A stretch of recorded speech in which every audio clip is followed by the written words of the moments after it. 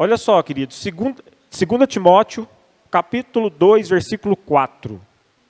2 Timóteo 2, 4. Vai projetar no telão? Vai, né? Tradução da NVI.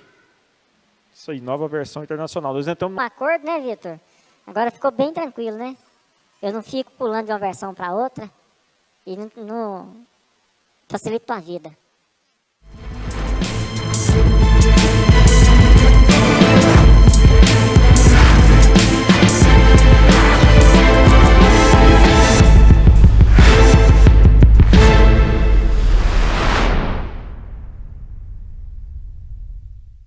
Queridos, antes de darmos início, eu quero pedir algo para você. Se você puder se inscrever no nosso canal, vai nos ajudar bastante para que o YouTube recomende essa mensagem para outras pessoas. Quanto mais inscritos, mais o YouTube vai nos recomendar. Então eu conto com você para deixar o seu like, para deixar um comentário. Se você quiser pedir oração, você pode pedir oração aí nos comentários. Então, conto com você. E se você já puder fazer isso agora, nos ajude. Inscreva-se no canal. Tá bom? Muito obrigado a você e que Deus te abençoe pela tua disposição. Nenhum soldado se deixa envolver pelos negócios da vida civil, já que deseja agradar aquele que o alistou. Feche seus olhos, vamos orar. Pai, em nome de Jesus, nós apresentamos diante do Senhor o teu povo, a tua igreja. Nós colocamos na tua presença, Deus, a palavra que será ministrada, que o Senhor possa mover do trono da glória do Senhor agora para os corações que aqui estão, que o Senhor já possa, Deus, estar preparando cada coração, para que o Espírito Santo possa fazer frutificar, ó Deus, essa semente que será lançada, para que haja transformação nas nossas vidas e que dos meus lábios saia apenas aquilo que vem do trono da graça do Senhor, Pai. Para a honra e glória do teu santo nome, porque eu sei que de mim não tenho nada, e não posso fazer nada, e não posso dar nada, mas eu sei que do Senhor nós podemos todas as coisas, porque o Senhor é o Deus soberano, o único, o digno de toda a adoração, de toda a majestade. Em nome de Jesus assim nós oramos, amém? Olha só, soldado, você concorda comigo que um soldado, depois que ele é alistado, arregimentado, se ele não estiver ali dentro do quartel resolvendo as coisas, dá problema. Se ele começar a envolver com coisas do cotidiano, vai dar um problema. Mas por que, pastor, Paulo traz essa característica do soldado? Primeiro, que nós precisamos entender, lá em Efésios 6, 12, diz que a nossa luta não é contra homens de carne e sangue, mas contra os poderes e autoridades, contra os dominadores deste mundo de trevas, contra as forças espirituais do mal nas regiões celestiais. Então, se nós estamos lutando, é porque tem uma batalha.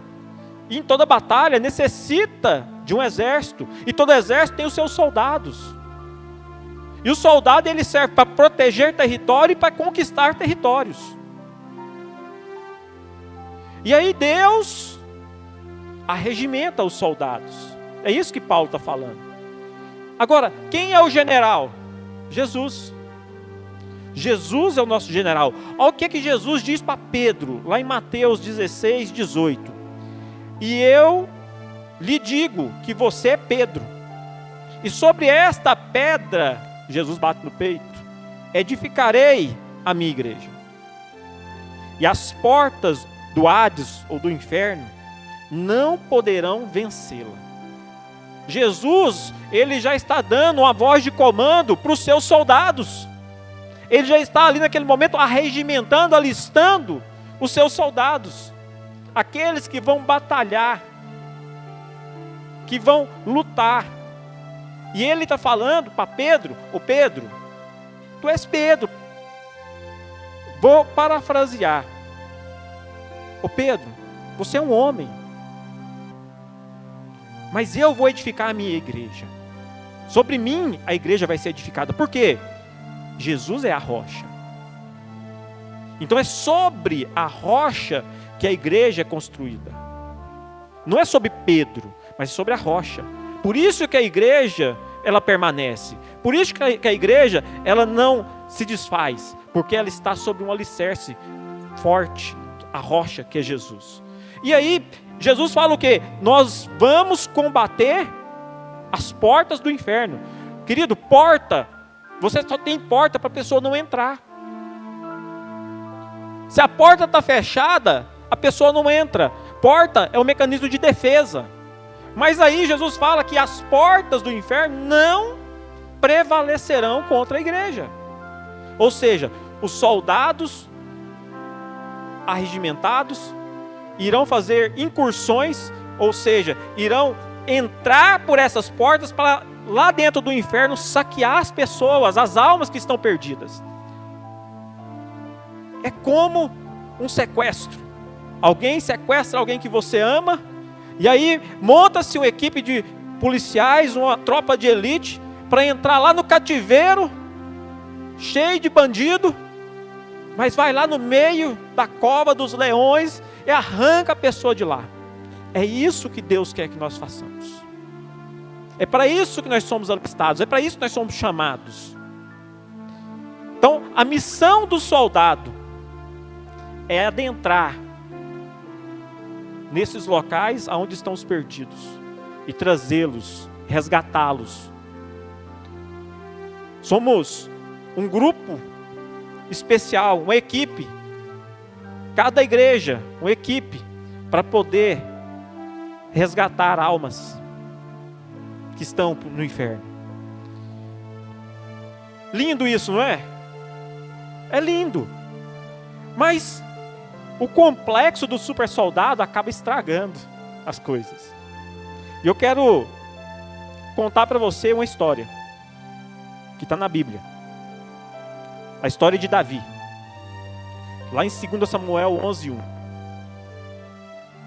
Olha só. Na primavera, nessa mesma época que nós estamos vivendo aqui. Lembrando que a primavera lá em Israel acontecia em março, tá? Mas é esse tempo, na primavera. Época em que os reis saíam para guerra. Davi enviou para a batalha Joabe com seus oficiais e todo o exército de Israel. E eles derrotaram os amonitas e cercaram Rabá. Mas Davi permaneceu em Jerusalém. Então, era a época de ir para a guerra. O que Davi fez?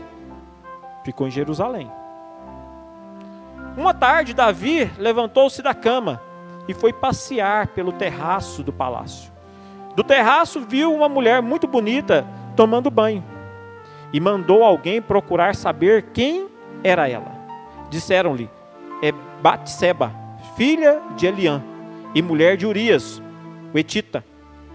Davi mandou que a trouxesse e se deitou com ela, que havia acabado de se purificar da impureza da sua menstruação. Depois voltou para casa. A mulher engravidou e mandou um recado a Davi, dizendo que estava grávida. Em face disso, Davi mandou uma mensagem a Joabe: envia-me Urias, o Etita. E Joabe o enviou. Quando Urias chegou, Davi perguntou como estava Joabe e os soldados e como estava indo a guerra. E ele lhe disse: vá descansar um pouco em sua casa. Urias saiu do palácio e logo lhe foi mandado um presente da parte do rei. Mas Urias dormiu na entrada do palácio, onde dormiam os guardas de seu senhor, e não foi para casa. Quando informaram a Davi que Urias não tinha ido para casa, ele lhe perguntou: depois da viagem que você fez, por que não foi para sua casa? Urias respondeu: a arca e os homens de Israel e de Judá repousam em tendas. O meu senhor Joabe e os seus soldados estão acampados ao ar livre. Como poderia eu ir para casa para comer, beber e deitar-me com a minha mulher? Juro por teu nome e por tua vida que não farei uma coisa dessa. Então Davi lhe disse: fique aqui mais um dia. Amanhã eu o mandarei de volta. Urias ficou em Jerusalém, mais um dia seguinte.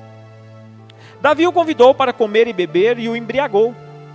À tarde, porém, Urias saiu para dormir em sua esteira, onde os guardas de seu senhor dormiam, e não foi para casa. Ô Urias, que deu trabalho, hein? De manhã, Davi enviou uma carta a Joabe por meio de Urias. Nela escreveu: ponha Urias na linha de frente e deixe-o onde o combate estiver mais violento, para que seja ferido e morra. Como Joabe tinha cercado a cidade, colocou Urias no lugar onde sabia que os inimigos eram mais fortes. Quando os homens da cidade saíram e lutaram contra Joabe, alguns dos oficiais da guarda de Davi morreram, e morreu também Urias, o etita. Quando a mulher de Urias soube que o seu marido havia morrido, ela chorou por ele. Passando o luto, Davi mandou que a trouxesse para o palácio. Ela se tornou a sua mulher, e teve um filho dele.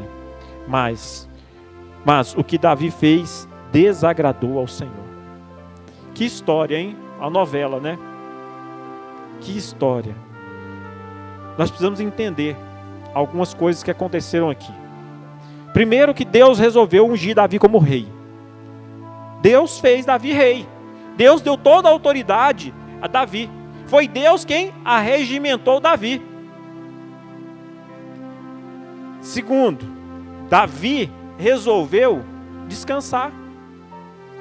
Tempo onde os reis deviam ir para a guerra, Davi resolveu descansar. Resolveu passear pelo palácio. Davi resolveu ignorar o chamado dele, a função dele. E Davi resolveu satisfazer-se. Porque quando Davi, ele aprecia Betseba, ele está cobiçando. Então, querido, quando Davi resolve não ir na guerra, que era papel dele, como soldado ele devia ter ido, porque ele era soldado de Jesus, sendo rei, mas foi Deus quem o arregimentou, ele devia ter cumprido a função dele, ele não o fez. Ele abriu uma brecha para o inimigo atuar na vida dele. Ele abriu uma brecha. E aí ele resolveu então ficar. Imagino que Davi podia estar com preguiça. Estou cansado de vencer guerras, vou ficar em casa. E aí ele resolve passear. E por incrível que pareça, né, ele vai olhar logo para o quintal do vizinho, onde a esposa do soldado dele está tomando banho. Ele não tinha outro lugar para ir.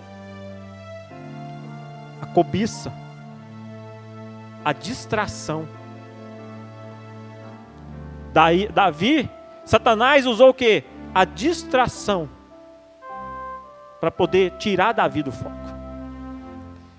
E aí Davi então adultera. O que Davi fez? Quando ele comete adultério, ele faz uma coisa muito forte.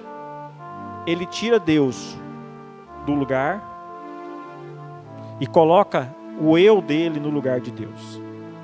Por quê?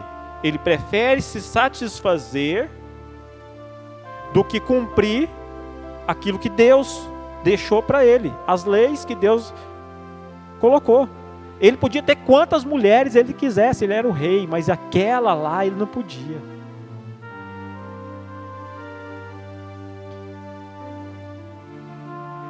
E para acabar com a coisa, Davi, por isso que esse negócio de esconder as coisas não resolve. Davi começou a esconder, começou a manipular. Opa, manda Urias para cá, que aí Urias vai, né? Vai, deita com a mulher dele, daqui 9 meses nasce o menino, então não é meu, é de Urias. E Urias não vai para casa dormir. De adultério a assassino vira Davi. Um pecado chama o outro. Um abismo traz outro abismo.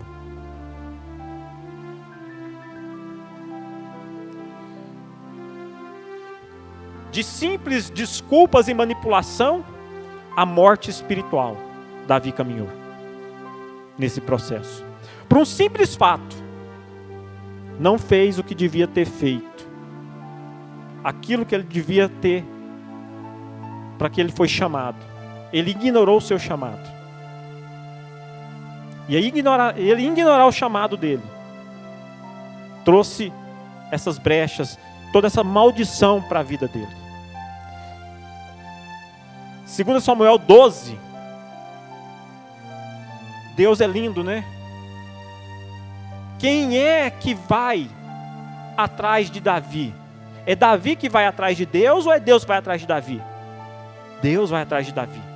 Para reconstruir, para restaurar o relacionamento dele. Deus resolve.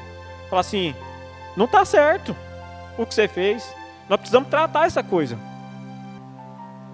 E aí, em 2 Samuel 12, 1 diz assim, ó, e o Senhor enviou a Davi o profeta Natã. Querido, quando Deus quer restaurar, Ele vai enviar sempre um profeta, um homem de Deus na tua vida, para poder te falar da parte de Deus, da palavra de Deus, para te dar direção. Então, o Senhor enviou a Davi o profeta Natã.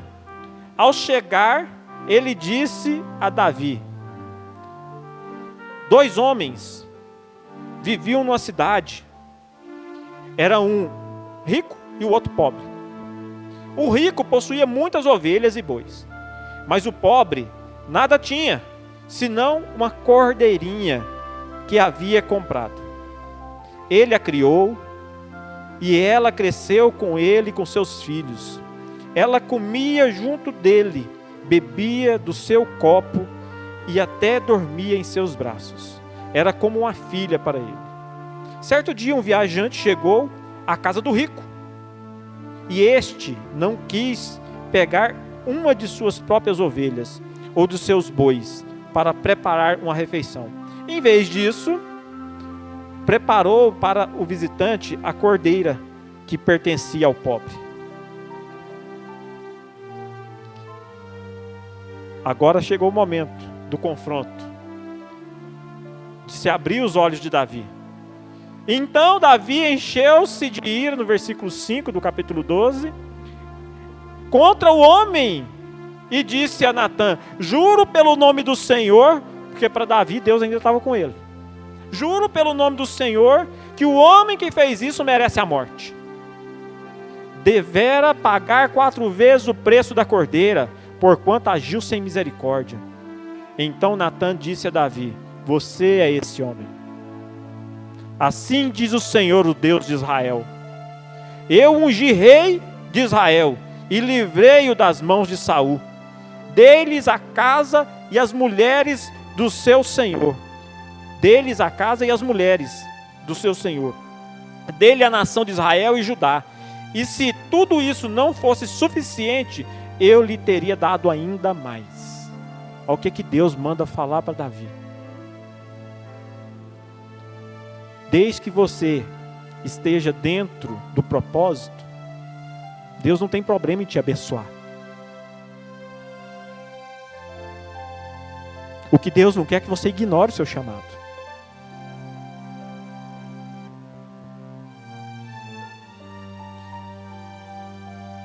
Isso que Deus faz, quando Deus quer restaurar o relacionamento dele com o homem, ele sempre vai mandar uma pessoa para confrontar o homem no seu pecado. E aquela palavra entrou certeira no coração de Davi.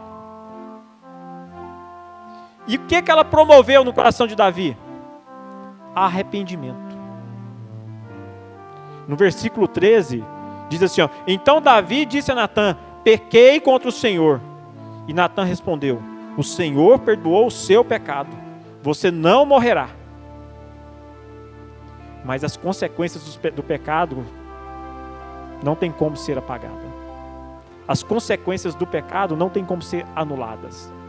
Aquilo que Davi fez teve um preço. Por quê? Porque a Bíblia diz que o salário do pecado é a morte.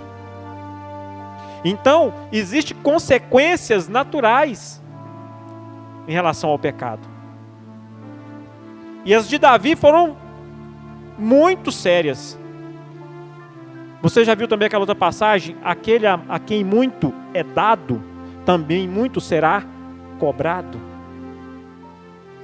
Então aquilo que você recebe de Deus, se você recebeu muito de Deus, você vai ser cobrado no muito que Ele te deu. Talvez você tenha muito conhecimento bíblico. Deus vai cobrar de você que você exerça o ensino. Porque se você tem o conhecimento, por que você está guardando para você? Por que você está retendo? Se Deus te deu o dom para cantar, por que você não está cantando? Você vai ser cobrado. Deus deu o dom para Davi. Mas ele pecou. E as consequências vieram. Porque você desprezou a palavra do Senhor, fazendo o que Ele reprova. Você matou Urias, o Etita, com a espada dos amonitas, e ficou com a mulher dele. Por isso a espada nunca se afastará da sua família. Pois você me desprezou e tomou a mulher de Urias, o Etita, para ser sua mulher. Assim diz o Senhor, de sua própria família trarei desgraça sobre você. Tomarei as suas mulheres diante dos seus próprios olhos e as darei a outro, e ele se deitará com ela em plena luz do dia. Você fez isso às escondidas, mas eu farei diante de todo Israel em plena luz do dia. Consequências terríveis vieram até Davi. Mas por quê? Ele era o rei. Talvez você já viu outras pessoas fazerem a mesma coisa de Davi, mas as consequências foram bem menores. A questão é o quão comprometido essa pessoa estava com Deus. Porque quanto mais comprometido a pessoa é com Deus, mais as consequências, quando eu vou contra Deus, são piores. Porque Ele precisa me disciplinar como filho. E aqui ele fala que a espada não vai sair da casa dele. E se você for ver o resto da história de Davi, Absalão, seu filho, dormiu com as mulheres dele em plena luz do dia na praça. Morreu a espada, os filhos. Terrível. Por isso que nós não podemos ignorar o nosso chamado, a posição aonde Deus te colocou. Deus te colocou numa posição.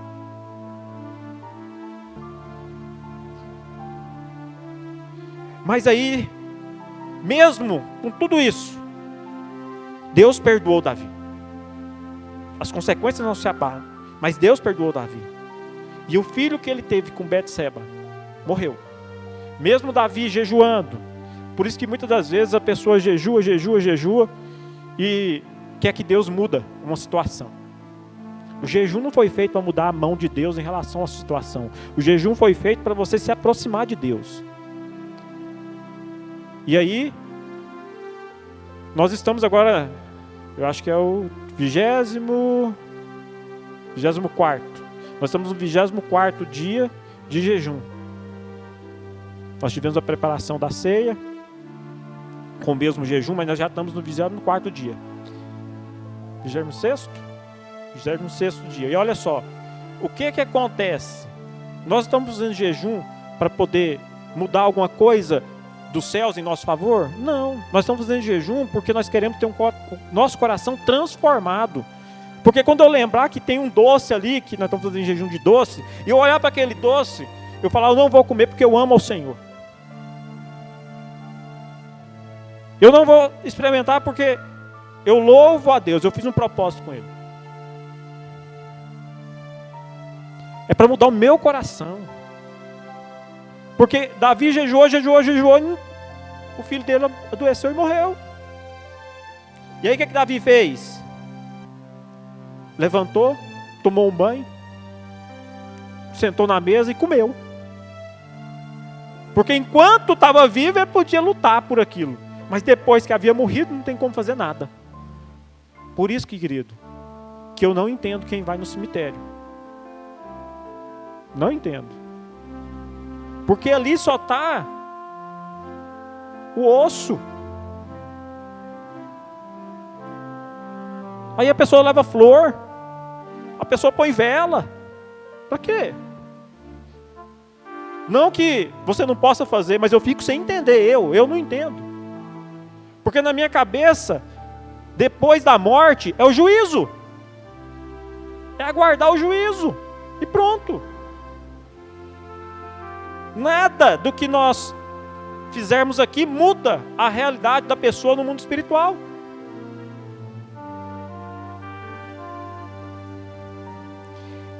Mas aí Deus perdoa Davi. O que acontece? Davi recebe um recado de Joabe. Porque, querido, quando Deus perdoa, Deus dá um novo começo para a pessoa. Mesmo que ele tenha que lidar com as consequências do pecado dele. Mas ele dá um novo começo. Ele faz nova todas as coisas. Então Davi, no versículo 29, convocou todo o exército. Davi convocou o exército. Coisa que ele não tinha feito no começo. Mas o arrependimento trouxe para ele o discernimento do seu chamado. Então Davi convocou todo o exército, foi a Rabá, atacou a cidade e a conquistou. A seguir tirou a coroa da cabeça de Milcom, uma coroa de ouro de 35 quilos. O cara tem uma cabeça muito grande, hein?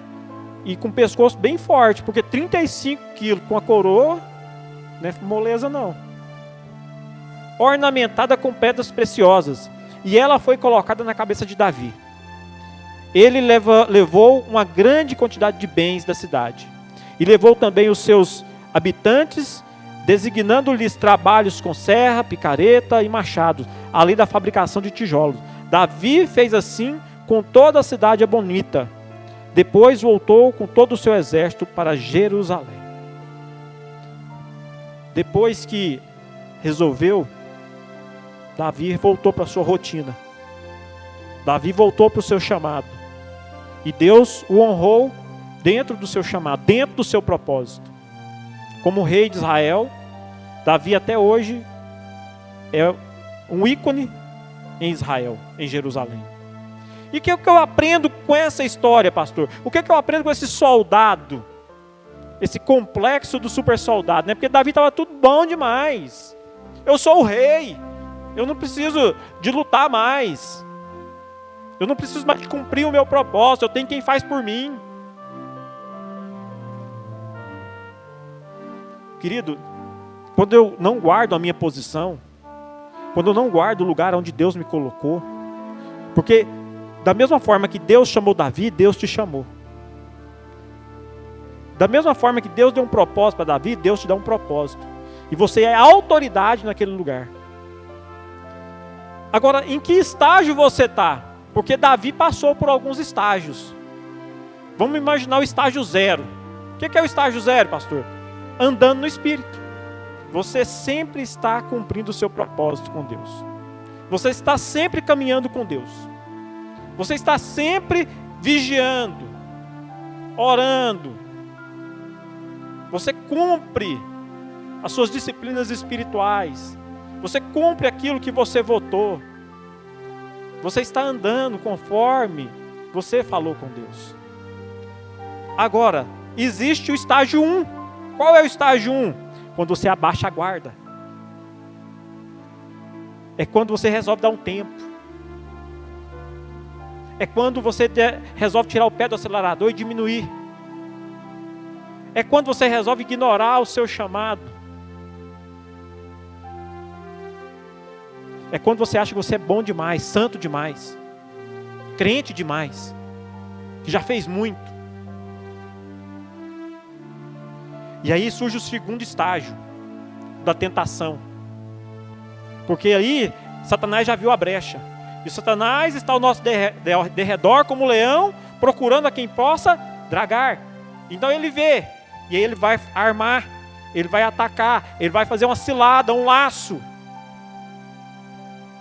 E aí você começa, aí você descansa, tira o pé do acelerador, do seu chamado, daquilo. É a mesma coisa do pastor falar assim: eu não vou celebrar ceia mais não. Eu estou cansado de celebrar ceia, eu vou chamar o outro pastor para celebrar a ceia para mim, no meu lugar. Já celebrei muita ceia, já ministrei muita palavra. É a mesma coisa. Isso é uma brecha que eu estou abrindo. Olha, e aí vem a tentação. Por quê? Eu começo a olhar agora para as outras coisas que estão à minha volta. Eu começo a olhar agora, ao invés de focar naquilo que Deus me fez para focar, eu começo a olhar agora para uma casa, para uns móveis que eu quero, ou para uma roupa que eu quero comprar, vou lá no site da internet. Aí eu começo a focar agora num passeio que eu quero fazer, num emprego que eu estou afim dele, que eu tenho que fazer um concurso. Concurso, hein, Fernanda? Então eu começo a focar em várias outras coisas, esqueço do meu chamado. Pastor, então é problema focar nisso? Não, o problema é você deixar de cumprir o seu chamado. E aí você então cai em tentação, porque você perdeu o foco. E aí vem a parte, o estágio 3 de Davi, a consumação. Você resolve trocar Deus pela sua própria satisfação.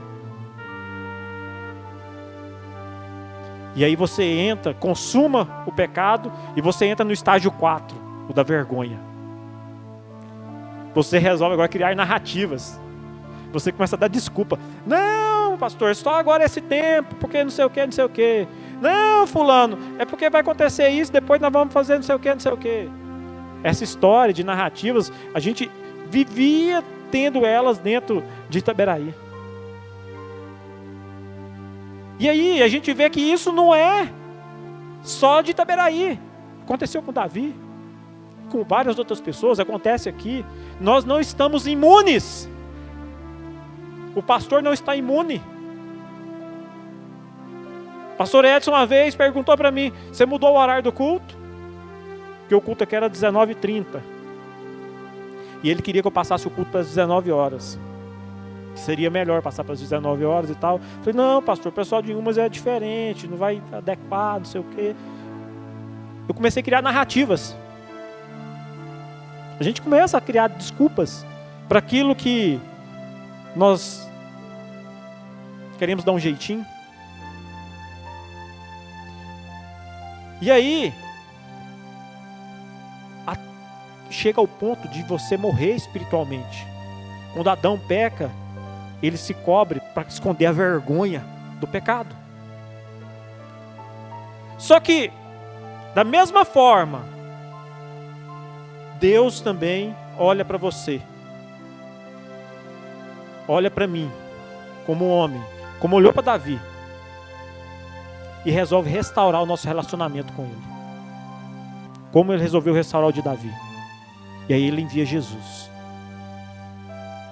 Porque Jesus é o único que pode restaurar o nosso relacionamento com o Pai.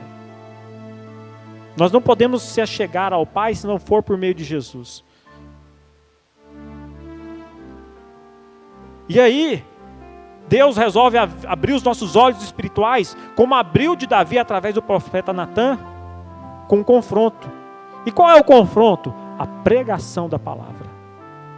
Porque a palavra pregada, ela nos confronta. Ela mexe no nosso interior. Ela nos tira da zona de conforto. Ela nos deixa desconfortável na cadeira. Você mexe para lá, mexe para cá, parece que não tem lugar. Mas esse confronto é o que nos muda, é o que nos transforma. E esse confronto gera arrependimento. Como aconteceu com Davi, a pessoa se arrepende. Eu me arrependi, resolvi o horário do culto, 19 horas. Eu ainda perguntei para o pastor assim, pastor, como é que chove, né? Chove assim, não é? Ele falou, é. Então, eu obedeci, resolvi a questão. Querido, nós somos missão de Itaberaí. Nós somos missão da IBN de Chamar. Como missão, eu tenho um pastor sobre a minha vida. Mesmo que a igreja seja autônoma, no mundo espiritual, existe alguém que cuida de mim, que me discipula, a quem eu presto conta da minha vida. Não porque eu seja obrigado, mas porque eu resolvi, e é algo saudável. E aí, então, você pode se arrepender daquilo que você fez, do chamado que você ignorou, e ter um novo começo, como Davi teve. Então, o arrependimento das velhas práticas traz consigo o quê? Um novo começo. E aí Deus vai restituir na tua vida, porque Deus resolveu te perdoar. E o perdão, ele traz consigo a restituição. Ele traz consigo vitórias. Então Deus renova você. Ele te faz novo novamente.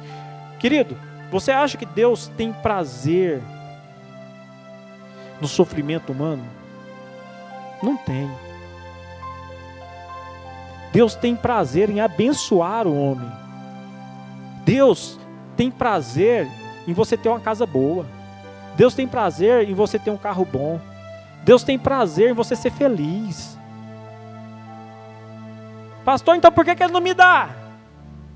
Ô miserável, por que Ele não te dá? Porque você não obedece a palavra. Se você vivesse na palavra, Ele ia te dar, mas você não vive. Você vive metendo o pé pelas mãos e quer cobrar de Deus.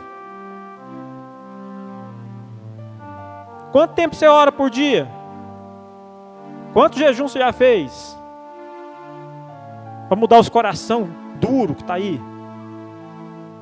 Então, é relacionamento. Relacionamento. Quanto mais íntimo você for do papai, mais você vai ver que o papai vai agradar de você. Mas aí você pega e vira assim: ah, não concordo não, pastor. Esse negócio eu não concordo. Não é comigo, está aqui. Deus amou o mundo de tal maneira que deu seu Filho unigênito para que todo aquele que nele crê não pereça, mas tenha a vida eterna. Querido, se Ele deu Jesus para morrer por mim e por você, para nós termos uma vida eterna, Ele não vai querer nos abençoar aqui também? Ai, não entendo. O mundo já nos maligna. Deus não falou que nós não vamos ter aflições. Nós vamos ter aflições, nós vamos sofrer algumas situações. Por quê? Porque faz parte da vida. Mas isso não quer dizer que Ele não tem prazer em te abençoar. Isso não quer dizer que Ele não queira que você seja feliz. Você sabe por que você não é feliz? Porque você não abre mão do seu eu. Porque no dia que você abrir mão do seu eu, do que eu acho, eu quero, eu penso, e apenas se debruçar e aceitar o que é a palavra de Deus, e o que Deus quer, e o que Deus acha, e como Deus quer que você viva, aí você vai ser feliz. Mas enquanto você ficar querendo caminhar com as suas próprias pernas, com as suas próprias forças, você vai ter aflição atrás de aflição e assim por diante. Ah, então quer dizer, pastor, que eu não vou ter aflição se eu seguir tudo que Deus está falando? Vai ter. Vai ter. Só que é diferente. Porque Ele vai estar junto com você. Ele vai estar ombro a ombro com você. O Espírito dele vai estar habitando dentro de você. Deus deseja renovar a sua aliança com você. Por isso que Jesus fala que sobre esta pedra edificarei a minha igreja, e as portas do inferno não prevalecerão contra ela. Não prevalecerão contra ela. E eu quero encerrar, chamar o Ministério de Louvor para nós celebrarmos a ceia. Lá em 2 Timóteo, no capítulo 2, versículo 25, diz assim: deve corrigir com mansidão os que lhe opõem, na esperança de que Deus lhe conceda o arrependimento, levando-os ao conhecimento da verdade, para que assim voltem à sobriedade e escapem da armadilha do diabo, que os aprisionou para fazerem a sua vontade. Aqui está muito claro: quando eu não faço a vontade de Deus, eu estou fazendo a vontade de quem? Do diabo. Quando eu não faço a vontade de Deus, é a vontade do diabo que prevalece. Por isso que Deus, Ele usa a sua palavra para nos confrontar, Entenda bem, confronto não é afronta, tá? Confronto, colocar você diante de algo, e aquele algo que está diante de você gera algo que você não concorda, que você não gosta, mas aquilo está falando com você. Afronta é o quê? É quando alguém te ofende. Tá? Então a palavra de Deus vem para nos confrontar, para nos mudar. E em 2 Coríntios 5,17, portanto, se alguém está em Cristo, é nova criatura. As coisas antigas já passaram, e eis que surgiram novas coisas. Amém? Porque em Jesus, querido, nós somos renovados todos os dias. Todos os dias.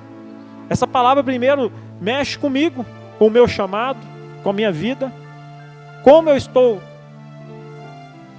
exercendo esse chamado. E hoje eu estive no loteamento e nós estamos resolvendo comprar um lote lá para criar raízes aqui em Umas. Porque se Deus me arregimentou para cá, eu não posso ficar cuidando das coisas civis lá de Itaberaí.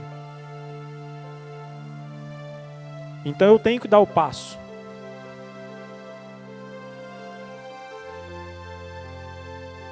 Então a gente vai criar raízes, né? E o primeiro passo é você ter a sua residência, seu local, estabelecer, fincar. Então eu quero que você ore a respeito. Vamos ficar de pé? Que você possa orar a respeito, porque Cristo, Ele veio para nos renovar. Ele veio para nos dar um novo ânimo, uma nova alegria, um novo tempo de vida, tempo de paz, de refrigério. Ele veio trazer paz, porque nós estávamos em guerra. Nós estávamos em guerra. Deus tinha-nos como inimigo, porque a nossa vida, nós somos pecadores, e aí quando Jesus morre por nós, nós agora somos filhos, porque todo aquele que crê em Jesus, ele é filho de Deus, e a tua história Deus pode transformar.